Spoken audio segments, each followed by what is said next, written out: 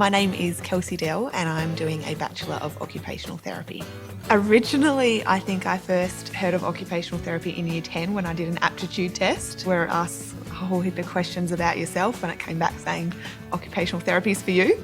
When I moved over to Victoria, I lived on residence out at Warm Ponds, and so that was really fantastic in the fact that I got to meet so many new people who were all in the same situation.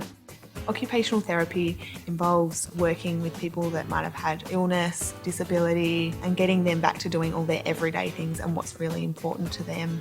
Hopefully, once I get some clinical experience, I'd really love to go and work in the UK. Aussie OTs are really welcomed over there. There's a lot of locum work for them. One thing that I found fantastic from the course is the fact that our placement is spread out over those 4 years. Our first main one is in the second semester of our first year, which I found so helpful for a lot of students that weren't really sure about maybe what occupational therapy was or whether they were definitely in the right course for them.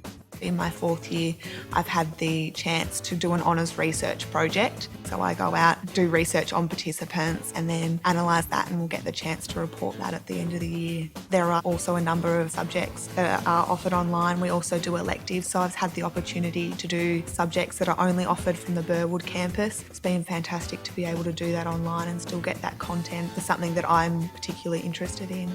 Deakin has developed a unique occupational wellness and life satisfaction fieldwork program.